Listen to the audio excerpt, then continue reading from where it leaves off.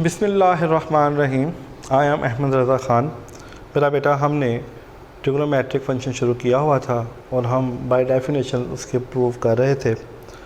तो अब हम 2.5 एक्सरसाइज शुरू की थी, उसके कुछ पहले पार्ट्स देखे हैं, पहले क्वेश्चंस के। आए नेक्स्ट पार्ट की तरफ बढ़ते हैं और स्टार्ट करते हैं इंशाल्लाह ताला नेक्स्ट पार्ट। अब देखिए हमारे पास अब ये स्टेटमेंट आ गई। अब पहले हमने साइन और कॉस देखा, अब tan आ गया। देखिए तरीक़ाकार वही है, हम इसमें इंक्रीमेंट करेंगे x plus del x. This is del y is equal to tan 3x plus 3 del x, और ये y जाके इधर माइनस y हो जाएगा। This is tan 3x plus 3 del x minus tan 3x। Sum difference formulas के अंदर पहले हमारे पास साइन आया, हमने साइन का फार्मूला लगाया, फिर हमारे पास कोस आया, हमने कोस का फार्मूला लगाया। लेकिन हमारे पास सम डिफरेंस फार्मूलाज में टेन, कॉट, सेकंड, कोसेकेंड्स के फार्मूलाज नहीं होते। हम उसको टेन, साइन और कॉस को में ही कन्वर्ट करते हैं। देखिए हम जानते हैं ट्रिग्नोमेट्री में टेन जो है वो इसके बराबर होता है, यानी ये साइन ओवर कोस के बराबर होता है, माइनस यह आ जाएगा this is sine 3x and cos 3x।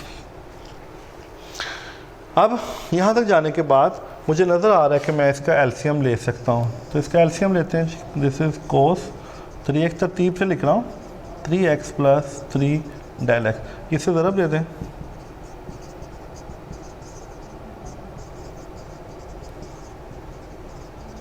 और ये इससे ज़रब खा जाएगा। ये हमारे सामने आ गया। अब देखें, अगर हम इस पर थोड़ा सा गौर करें तो देखें ये हमारे पास क्या बनता है। ये बनता है this is sine alpha cos beta minus cos alpha sine beta. तो ये बनता है हमारे पास sine alpha minus beta. This is fundamental law of trigonometry, fundamental law of trigonometry.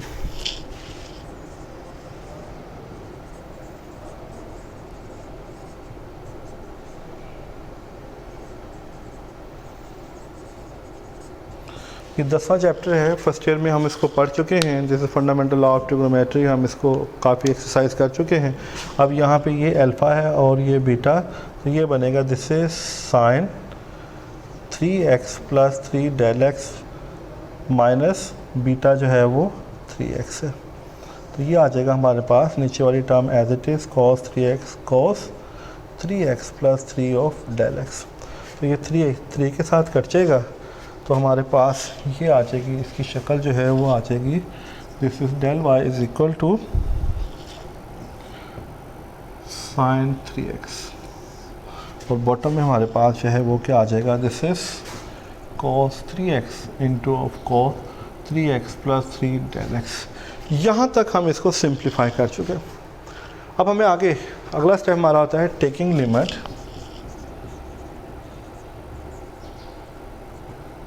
del x tends to 0 and dividing by del x both sides। तो ये आ जाएगा this is limit del x tends to 0 del y over del x। ये आ जाएगा this is limit del x tends to 0। ये हमारे पास आ जाएगा, अगर हम इसको लिखें तो हम इसे लिख सकते हैं साइन 3x, और हम इसे लिख सकते हैं cos 3x plus del x, और मैंने डेल एक्स के साथ इसको डिवाइड कर दिया, मैंने इसको डेल एक्स के साथ डिवाइड कर दिया। अब ज़रा गौर करें, देखें इसका एंगल 3x है और इसका यहाँ पे डेल एक्स है। तो by the help of sandwich theorem वो कहता है जो साइन का एंगल है वो उसका डिवाइज़र होना चाहिए। तो ये हमारे पास साइन 3x नहीं है, सॉरी ये 3 डेल एक्स है, गुस्ताखी माफ़, ये डेल एक्स 3 डेल एक्स है, ये मैंने 3x लिख दिया। तो इसको लिमिट थ्योरम अप्लाई करते हैं जी। Limit del x tends to 0, this is sine 3 del x over del x. This is limit del x tends to 0 1 over cos 3x plus 3 del x. यहाँ तक जाने के बाद देखें जो इसका एंगल वो डिवाइडर होना चाहिए, तो मैं इसको 3 से मल्टीप्लाई करूँगा और 3 से डिवाइड कर दूंगा। अगले स्टेप में 3 को बाहर ले लें, मैंने इसलिए किया कि हम साइन वेव थ्योरम को मुकम्मल करना चाहते हैं। ये इसका एंगल है और ये इसका डिवाइज़र है। और जब इसी तरह इधर हमारे पास ये स्टेटमेंट एज इट इज़ है 1/3x, this is cos 3x and cos 3x plus 3 of del x. जब लिमिट पुट करेंगे with the help of sandwich theorem ये 1 हो जाएगा। इस पर लिमिट पुट करेंगे तो ये क्या आएगा, दिस इज़ 1/cos 3x, इसे पुट करेंगे 0 हो जाएगा, ये भी cos 3x। तो ये आता है हमारे पास 3/cos स्क्वायर 3x। और हम जानते हैं 1/cos किसके बराबर होता है, सेकेंड स्क्वायर 3x के। देखें हमने यही पढ़ा था कि जो tan का डेरिवेटिव होता है वो सेकेंड स्क्वायर x होता है, और आगे उसके एंगल का डेरिवेटिव, क्योंकि इतना एंगल 3x है, इसका डेरिवेटिव 3। तो ये हमारे पास जो हमारी स्टेटमेंट है, यानी tan 3x derivative of tan 3x, this is 3 second square 3x, ये इसका आंसर बन जाएगा। क्या बन जाएगा, ये इसका आंसर बन जाएगा। ये मैंने अभी इसकी एक जो है वो क्वेश्चन देखा है, उसकी एग्जांपल देखी। इसी तरह हम अगर इसको चाहें तो अगर इसको हम थोड़ा सा चेंज कर दें इस सवाल को, तो हम इसको लेकर थोड़ा सा आगे बढ़ सकते हैं। तो अगला इसका नेक्स्ट पार्ट जो है वो यहाँ पर tan स्क्वायर x स्टेटमेंट उसने चेंज कर दी। क्या कर दी उसने, स्टेटमेंट चेंज कर दी। तो हम यहाँ से 3 को ख़त्म करके tan स्क्वायर कर देंगे। ये sin स्क्वायर है, 3 यहाँ से ख़त्म हो जाएगा, this is x plus del x, y आ जाएगा। इसी तरह यहाँ से x plus del x square रहेगा, ये यहाँ पे tan स्क्वायर x आ जाएगा। यहाँ तक तो ये बात इसी तरह चलेगी, लेकिन आगे से बातें जो है वो थोड़ी सी चेंज हो जाएंगी। यहाँ से जो आगे बातें हैं वो थोड़ी सी चेंज हो जाएंगी। करते हैं जी चेंज। अब देखिए हमारे पास मैंने पहले बताया सम डिफरेंस में tan का फॉर्मूला नहीं होता, लेकिन मुझे नज़र आ रहा है जैसे a square minus b square. तो इसको एक टर्म को tan x plus del x plus tan x, और एक टर्म को tan x plus del x minus tan x। यानी मैंने यहाँ पर देखो ये था a square minus b square, मैंने a minus b, a plus b और a माइनस b का फॉर्मूला लगा दिया। एक बार इसको प्लस कर दिया और एक बार इसको माइनस कर दिया अपनी आसानी के लिए। अब देखें प्लस वाली टर्म्स को आपने नहीं छेड़ना, ये थोड़ी सी कुछ ट्रिक्स होते हैं सवालों के अंदर, उसका भी ख्याल रखना होता है। प्लस वाली टर्म्स को नहीं छेड़ना, क्योंकि प्लस वाली टर्म्स इसी तरह चलती जाएगी आगे।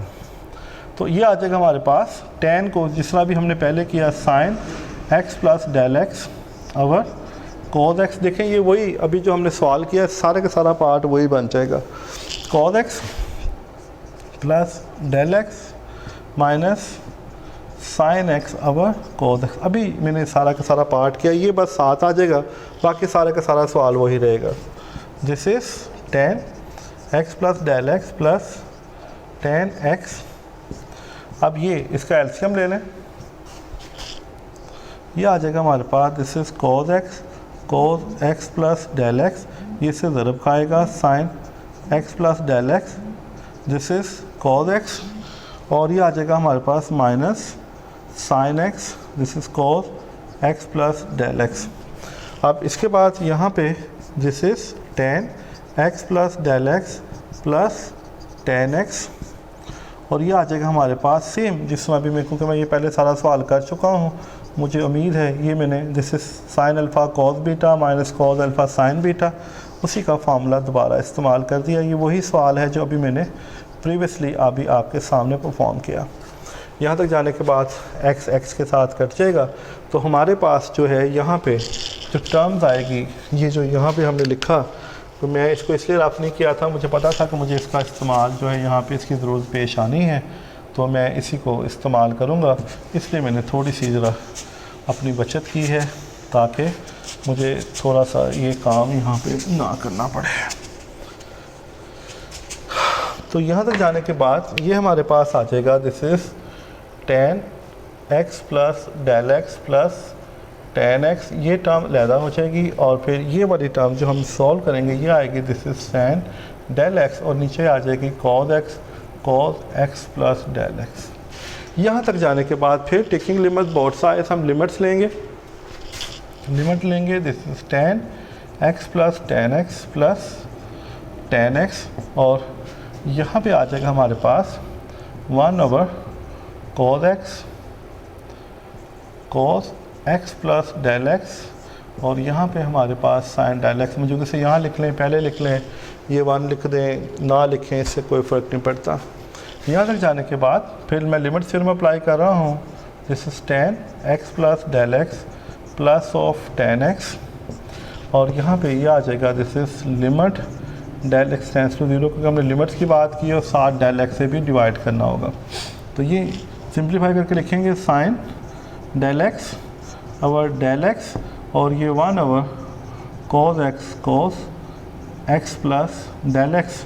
तो ये हमने इसको अलग कर दिया। फिर अगले स्टेप के अंदर देखें, this is limit del x tends to 0। ये स्टेटमेंट एज इट इज़, इसको हमने शुरू से नहीं छेड़ा, मुझे इसकी ज़रूरत थी इसलिए मैंने इसको अप्लाई नहीं किया।